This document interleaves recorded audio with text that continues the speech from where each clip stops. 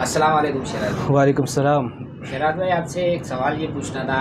آج کل پاکستان کی عدالتوں میں ایک مشہور کیس چل رہا ہے توہین عدالت کا، جو عمران خان جو پاکستان تحریک انصاف کے لیڈر ہیں، انہوں نے کسی ایک جج کا نام لے کے کچھ دھمکیاں دی ہیں یا کچھ بھی کیا ہے، تو اس پہ عدالت نے بڑا سخت ایکشن لیا ہے اور بہت ہی جلدی اس کیس کی سماعت بھی ہو رہی ہے، اور اس سے پہلے بھی بہت سارے سیاستدان اسی توہین عدالت کی وجہ سے نااہل ہوئے ہیں۔ تو آپ سے اصل سوال یہ پوچھنا ہے کہ پاکستان کے اندر جو مقدس ہستیاں ہیں، نبی صلی اللہ علیہ وسلم کی شان میں گستاخیاں ہوتی ہیں اور صحابہ کی شان میں گستاخیاں ہوتی ہیں، اس پہ جو ہے عدالت دست سے مس نہیں ہوتی، اور پاکستان کے جو طاقتور ادارے ہیں وہ بھی بالکل اس پہ ایکشن بھی نہیں لیتے۔ اس وجہ سے یہ معاملات جو ہے بہت زیادہ بگڑ بھی جاتے ہیں۔ تو اس کے بارے میں آپ کا کیا خیال ہے؟ ماشاء اللہ، لطیف بھائی نے بہت زبردست سوال کیا۔ اب اس سوال کو میں مختصراً اپنے ناظرین کے سامنے رکھوں گا۔ ان کا سیدھا سوال یہ ہے کہ انصاف نہیں ہے، ہماری عدالتیں انصاف نہیں کر پا رہی۔ اب یہاں پر چاہے وہ کوئی بھی لیڈر ہو، کسی بھی پارٹی کا لیڈر ہو، جو میری رائے ہے، وہ چاہے وہ پی ٹی آئی کی طرف سے ہو یا کسی اور سیاسی پارٹی کا لیڈر ہو، بات یہاں پر ہے کہ انصاف کسی کو کیوں نہیں مل پا رہا۔ میں رسول اکرم صلی اللہ علیہ وسلم کے دور کی طرف لے کے جاؤں گا، کیونکہ میرا جو بیانیہ ہی ہے ہمیشہ انہی کی طرف ہوتا ہے۔ آپ صلی اللہ علیہ وسلم کے دور میں سوال یہ ہے کہ الزام ان پہ یہی لگتا ہے کہ کرپشن کی ہے یا کچھ بھی کیا ہے۔ اب ان کو کچھ یہ کہہ رہے ہیں کہ گھسیٹا جا رہا ہے، اور کچھ یہ کہہ رہے تھے کہ ان کے ساتھ ناانصافی ہو رہی ہے۔ تو انصاف کے تقاضے کیا ہیں؟ نبی مکرم صلی اللہ علیہ وآلہ وسلم کے دور میں آپ صلی اللہ علیہ وسلم نے مسلمانوں کو اونٹ دیے جو عوام کے پیسے سے آئے تھے۔ تو وہ لوگ اونٹ چرانے کے بہانے سے پہاڑ پر لے کے گئے اور وہ اونٹ لے کے بھاگ گئے۔ تو رسول اکرم صلی اللہ علیہ وسلم نے مسلمان کی جو فوج تھی، کچھ فوجیوں کو بھیجا اور ان کو پکڑوایا۔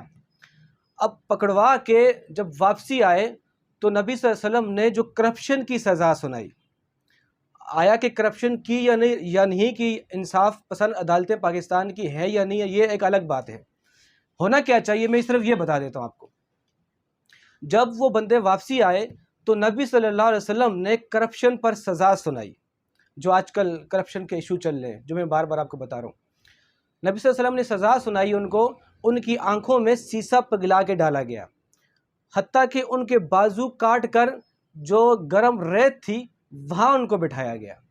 تو بے شک اگر انصاف کے تقاضے پورے کرنے ہیں، وہ چاہے کوئی بھی لیڈر ہو، اگر اس پہ الزام ہے یا واقعی اس نے کرپشن کی ہے، جب تک انصاف اس حد تک نہیں پہنچے گا، امیر اور غریب کو برابر نہیں کیا جائے گا، تو اس وقت تک انصاف کے تقاضے پورے نہیں ہو سکتے۔ اب رہ گئی عدالتوں کی بات، بے شک اس وقت اگر ہم عدالت کی توہین کرتے ہیں تو اس پہ بڑے بڑے لوگوں کو نوٹس ملتے ہیں، ایسا لگتا ہے کہ ہم نے استغفر اللہ معاذ اللہ پتہ نہیں کیا کر دیا۔ حالانکہ اس کے برعکس دیکھا جائے، ناموس رسالت پر اس وقت بھی 1500 کے قریب عدالت میں کیس رکھے ہوئے ہیں۔ صحابہ کرام کی شان میں جو گستاخیاں ہوئی، ان کے کیس ابھی بھی پینڈنگ میں ہیں۔ چلو اس کو بھی چھوڑ دو، لوگ کہتے ہیں کہ ہر جگہ اسلام کی بات کرتے ہیں، اس کو بھی اگر ہم روک دیتے ہیں تو انصاف کی بات اگر آپ کو بتاؤں، 18-20 سال گزر جاتے ہیں۔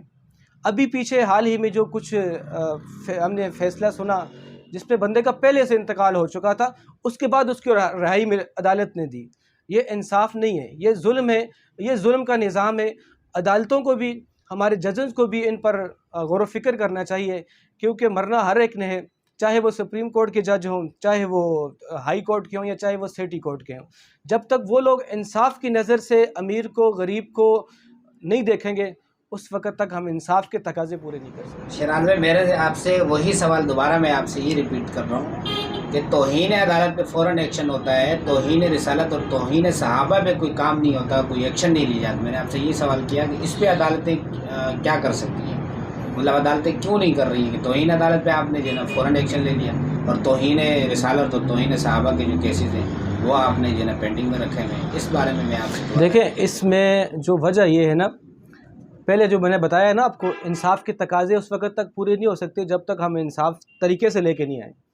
اب اس کے بعد بات آ گئی تحفظ ناموس رسالت، توہین رسالت کی یا شان صحابہ کی پر جو گستاخی ہوئی۔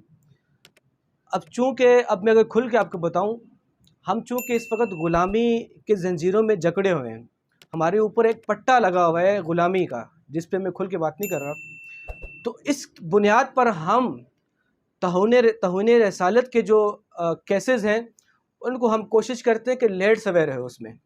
اب اس کے علاوہ جو مقبول لیڈروں پہ جو کیسز چلائے، اس کے پیچھے ریاست کا بھی ہاتھ ہے، ریاست کی بھی کچھ لوگ ہیں جو چاہتے ہیں کہ یہ آئے اور کچھ چاہتے ہیں کہ نہیں آئے، جو ایک دنیاوی بات ہے۔ لیکن جو آپ نے جو سوال یہ کیا تھا کہ توہین رسالت پر کوئی ایکشن نہیں ہے اور یہاں پر ایکشن لے رہے ہیں، بات وہی انصاف کی ہے، انصاف کے تقاضے پورے نہیں ہیں۔ اور توہین رسالت والی بات پھر میں آپ کو وہی جواب دوں گا، ہم اس وقت غلامی کے زنجیروں میں جکڑے ہیں، ہم اس وقت تک ان مسائل پر فیصلہ کھل کے نہیں دے سکتے جب تک ہم اپنے آپ کو آزاد نہیں کروا سکتے۔